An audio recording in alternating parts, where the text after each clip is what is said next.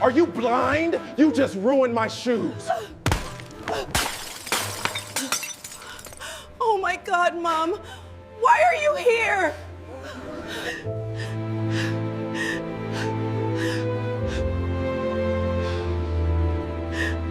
I'm telling this story from the place where I live, a small corner covered in red dust and the sound of evening traffic. And every time I recall moments like this, I understand something deeper. No mother deserves to be disrespected. No sacrifice deserves to be stepped on. A man can be wealthy, successful, praised by the world. But if he cannot honor his mother-in-law, his own mother, or any vulnerable woman standing in front of him, then he does not deserve to be called a husband. And to every daughter, don't let success blind you to the love your mother gave you. Don't let her stand alone on the happiest day of your life. Love should be spoken. Gratitude should be shown. And respect, that is the foundation of every lasting family. If you're watching this from Lagos, Abuja, or any small town across Nigeria, take a moment and think about your mother. If this story touched you, leave a comment, share your thoughts, and don't forget to subscribe to Afritalite for more stories coming your way. Halima, the mother of Amina, had spent her entire life working with her hands. In the small village tucked deep in the outskirts, people were used to seeing a thin, tired woman with a faded headscarf, carrying baskets of produce to the market before the sun even bothered to rise. During the rainy season, mud soaked the hem of her skirt. During the dry season, red dust clung to her weathered face. But her eyes, no matter how exhausted, always softened whenever someone mentioned her daughter's name. Amina. She sold vegetables at the village market, braving heat and rain just to pay for her daughter's schooling. The market was never quiet. Voices shouting prices, the honking of old motorbikes, children running past, all of it blended into a chaotic soundscape she had grown numb to. She sat near the far end of the market, where the afternoon sun pierced through torn tarps and struck her baskets of tomatoes, onions, peppers, and fresh greens she'd picked at dawn. Every coin she earned was wrapped carefully in a small cloth and tucked into the inner pocket of her blouse, as if she were hiding a precious secret. Sometimes her fellow vendors teased her. "Halima, what are you saving all that money for? You're getting old. Spend it on yourself for once." She would only smile, wiping sweat off her brow. "I'm saving it for Amina. That girl must go farther than we ever could. She must study beyond this market." By evening, when the market turned a dull shade of gold, she gathered the unsold vegetables and walked home to cook a simple dinner. Inside the small house, Amina studied under a dim yellow light, sitting at a shaky wooden table. Each time Halima saw her child bending over her notebooks, she felt every ache in her back and every sting in her knees become worth it. When Amina got into university, Halima sold her wedding bracelet to pay the tuition. It was a morning she would never forget. The village mailman rushed into the market, breathless. "Halima, your daughter, she passed." She got into a university in the city, her vision blurred. The market noise faded, as though someone had suddenly turned down the volume on life. She wiped her dirt-stained hands on her skirt and took the acceptance letter. The words on the page glowed, even though she had to read them slowly, sounding out each syllable. That night, while Amina slept, Halima sat alone with an old wooden box. Inside was a thin gold wedding bracelet, darkened with age. When her husband was alive, he had slipped it onto her wrist and said, "This is my promise, for the rest of our lives. Everything we do will be for our child." Now he rested beneath a large tree in the village cemetery. She stroked the bracelet gently. Keeping it meant keeping a part of her past. Selling it meant securing her daughter's future. By sunrise, she had made her decision. She walked to the only gold shop in the nearby town. The shopkeeper examined the bracelet and offered a price far below its true worth. She knew, but she didn't bargain.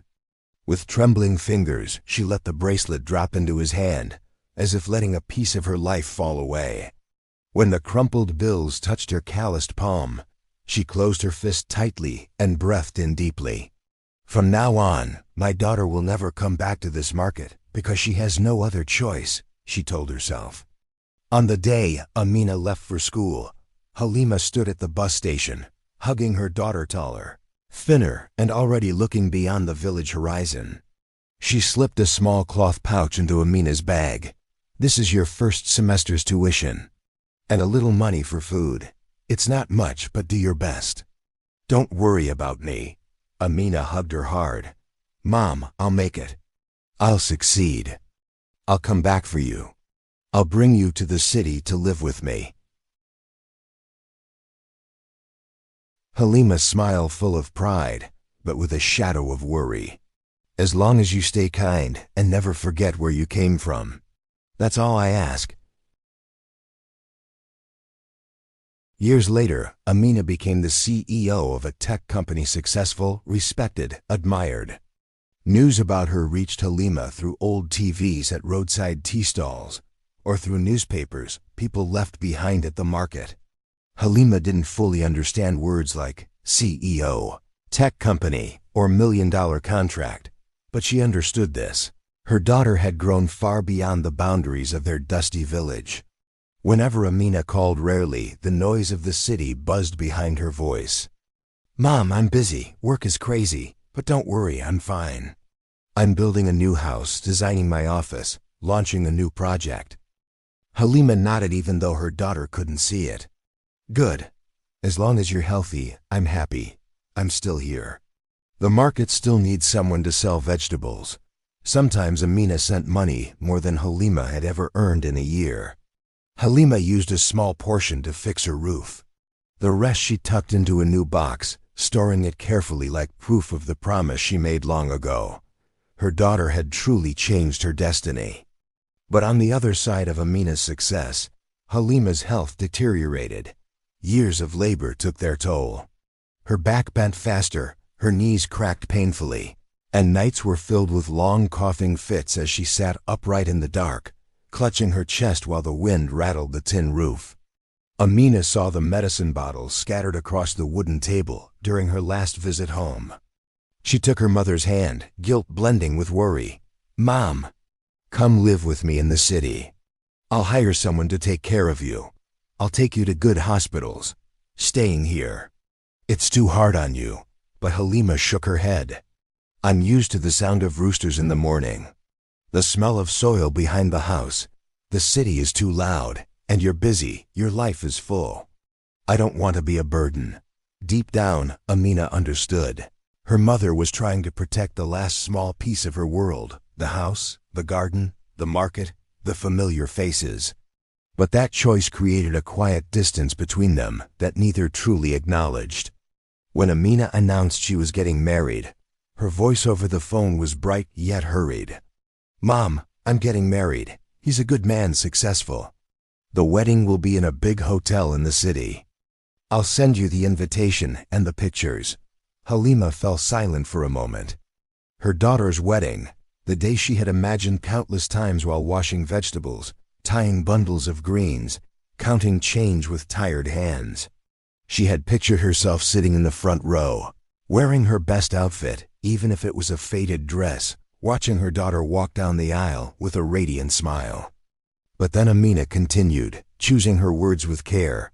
"Mom, I think it's better if you stay home and rest. You're not well, and the trip is long. The wedding will be crowded, loud. I'm afraid you'll get tired, and I won't be able to take care of you properly. After everything's done, I'll come home to visit you. Okay?" On the other end of the line, Halima said nothing. In that moment, the small house felt enormous and strangely hollow. The wind slipped through the cracks in the door, brushing against the old curtain. Her eyes wandered to the corner of the room where an old suitcase lay ready. She had placed it there the moment she heard her daughter was getting married, a quiet preparation for the trip she believed she would surely make. She swallowed hard, forcing her voice to stay steady. "All right, whatever is easiest for you. I'll stay in the village. As long as you're happy, that's enough for me."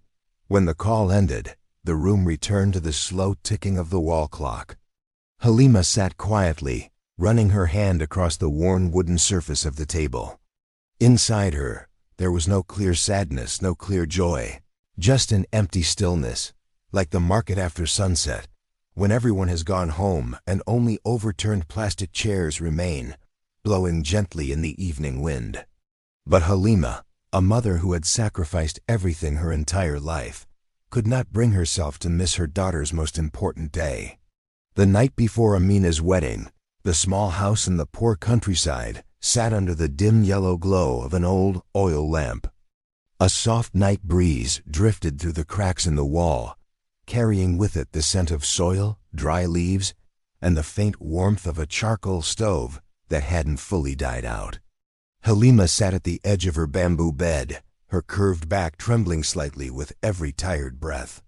In front of her lay a pair of old handkerchiefs, their edges frayed by time, the only gift she could bring her daughter on her big day in the city. Her hands shook, the needle tapping softly against the cloth like the whisper of time itself. She stitched slowly, carefully, as if she were afraid to hurt the memories woven into the fabric. On the ivory white cloth, the words emerged. To my beloved daughter. Just a few simple letters, yet they held an entire lifetime of a mother's love. As she embroidered, memories came rushing back. Amina studying under the same flickering oil lamp. The mornings Halima escorted her to the school bus. The days she cried over bad grades. The nights Halima hid her back pain so the girl wouldn't worry. Every memory felt like a tiny needle pricking her heart, painful but warm. A tear slipped onto the cloth.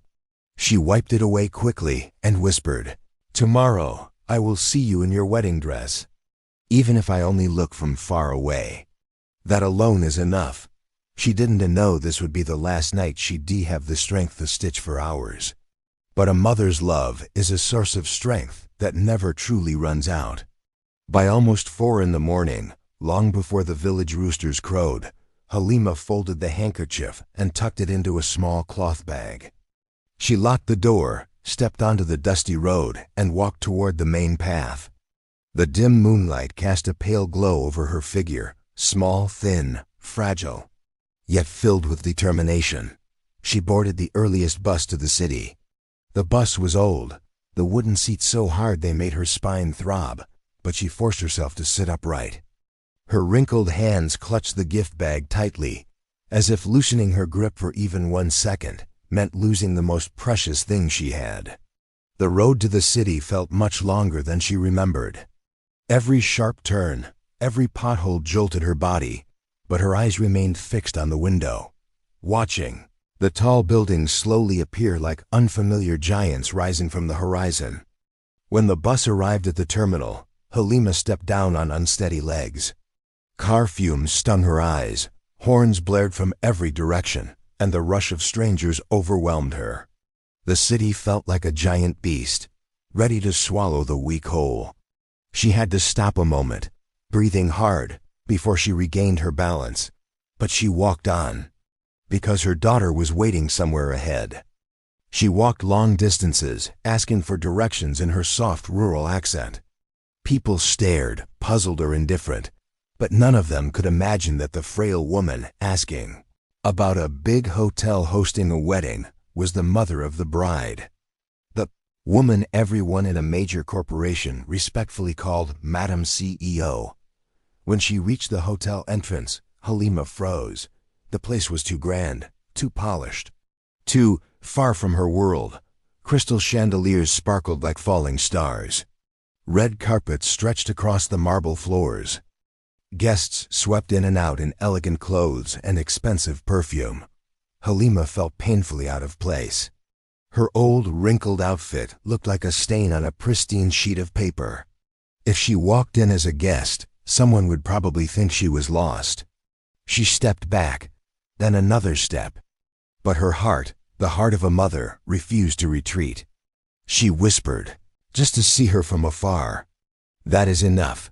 At that moment, she noticed a group of hotel staff rushing trays and decorations toward the banquet hall. A young woman in a black uniform hurried past, looking like she was already late for her shift. Halima called out softly, "Miss, are you still hiring helpers?" The girl looked her up and down, the faded scarf, the worn sandals, the trembling hands. But she didn't show annoyance, only concern. "You want to work as a server? It's a big wedding. There's a lot to do." Halima lowered her gaze. "You can just let me stand in a corner." "I only want to see my daughter." The girl paused. But she didn't ask further. Some stories don't require explanations. She brought Halima into the staff changing room and handed her a black uniform and a white apron. Under the harsh mirror light, Halima saw a different woman staring back.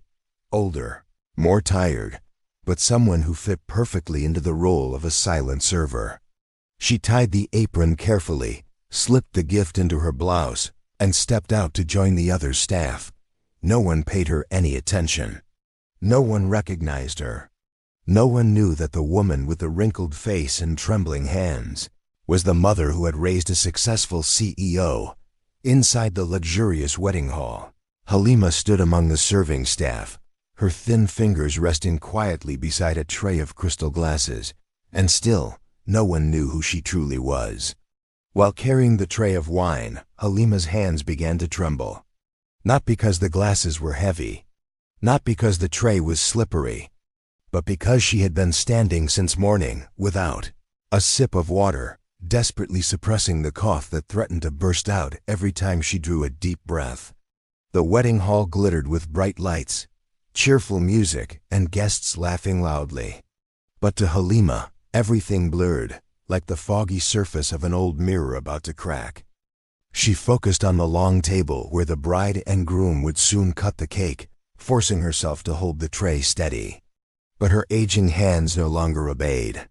A small tremor ran down her arm, then a stronger one. A glass wobbled on the tray, clinking softly, and then, crash! The glass slipped off the edge and shattered right at the groom-ton's feet. Red wine splashed across the polished, expensive leather shoes he had bragged about all morning. The entire section of the hall froze for a beat. Tun, the lazy, spoiled man who lived off Amina's money, spun around. His face twisted with rage, his eyes bulging as if someone had just insulted the last shred of dignity he thought he had. "Are you insane, old woman?" His voice cracked through the hall, sharp, bitter, dripping with contempt. Halima lowered her head, her voice trembling like wind shaking a tin roof. I'm so sorry, sir." But Tun didn't let her finish. Slap! He swung his hand hard across her face. A full-force blow fueled by the arrogance of a man who had never been taught right from wrong. The slap echoed through the hall like a small explosion, shattering the fake elegance that had coated the event. Halima staggered backward, her frail hand trembling as it reached for her cheek. A thin line of blood formed at the corner of her mouth. But what hurt more was the look in his eyes, the look that said she wasn't even human. Some guests nearby gasped, unable to believe what they had just witnessed. But Tund wasn't finished. Humiliated by the stain on his precious shoes, his embarrassment twisted into blind fury. He roared, "You stupid servant, useless woman." Then thud! A vicious kick slammed into Halima's hip, sending her crumpling onto the cold tile floor. The sound of her thin, brittle body hitting the ground echoed like an old piece of wood being thrown aside. Silence fell. A suffocating, heavy silence. Under the harsh white lights, she lay curled on the floor, her breathing shallow, the headscarf slipping off her hair. A thin line of blood stretched from her lip and seeped into the pristine white tiles, spreading like a distorted shadow of her broken fate. Someone whispered, "Oh my God, that was too hard." Another voice cried out, "Record it! Record it! My God, start recording!" The luxury of the wedding collapsed instantly into chaos, chairs pushed aside, guests murmuring in panic and disbelief. And then, the familiar sound of the modern world filled the air. Click, click. Phones lifted, cameras opened. Everyone recording. Amina rushed forward, staring at the collapsed server on the floor. She didn't think. She didn't speak. She didn't even breathe. There was only one image burning into her eyes, a frail woman, shoulders trembling, hands stained with dirt and blood. She knelt down, gently lifting the woman's face to check if she was badly hurt. But the moment she did, Amina's entire body froze. Her breath caught in her throat. She blinked hard, once, twice again. But the face in her hands didn't change. Those familiar wrinkles, those gentle eyes dulled by illness, those rough, hard-working hands she once held on school mornings. No, no, no. Her voice cracked out, broken and trembling with disbelief. Mom, what are you doing here?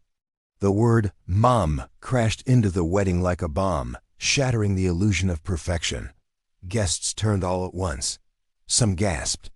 Some covered their mouths. Phones that had been raised to film the chaos froze mid-air. And Tund, his face drained of color. He looked like a child who had just realized he smashed the very bowl that kept him alive. Amina dropped to her knees completely, lifting her mother's head onto her lap. Her hands shook violently as she brushed her fingers over the blood at Halima's temple. Tears streamed down her face, falling onto the gray hair she hadn't combed for her mother in years. Mom, why were you working here?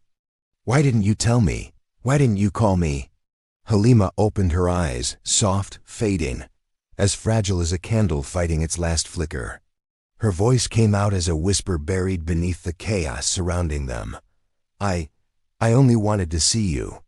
On your happiest day, Amina broke.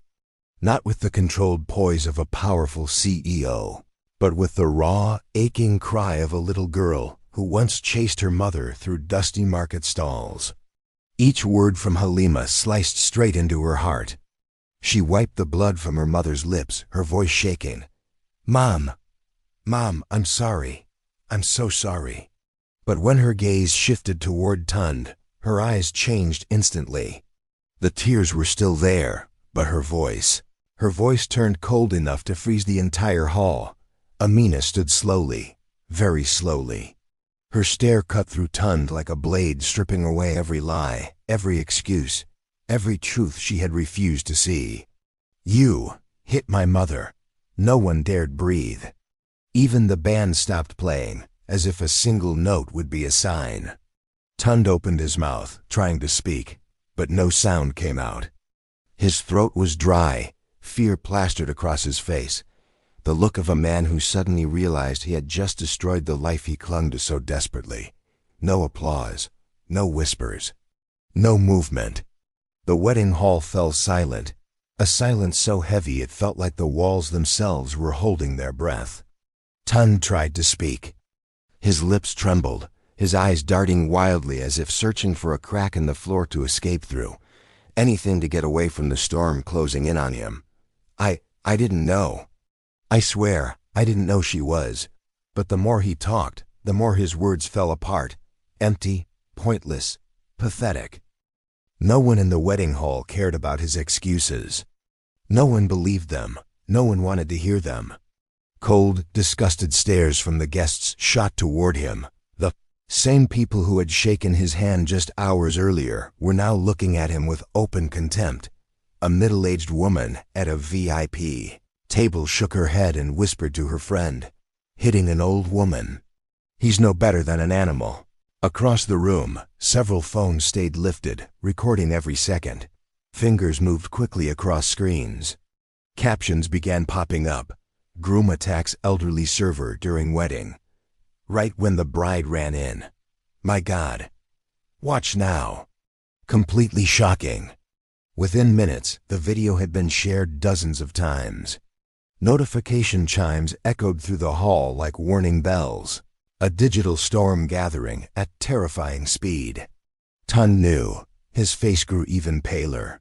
His eyes fixed on the wedding ring on Amina's finger, as if that single piece of metal were his last lifeline. But the only thing he saw next was Amina rising to her feet, so cold, so steady, that the entire hall seemed to freeze around her. She took her mother's hand gently but firmly. Then she turned to Tund. Tears still clung to her face, but her eyes were sharp enough to cut through the suffocating air in the room. This wedding is over. No one breathed. Not a single person dared blink. Tund's eyes bulged in disbelief. Amina, no, don't do this.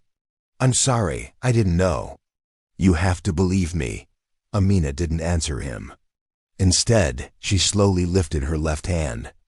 The crystal chandelier above caught the light on her wedding ring, a ring she had worn for less than an hour.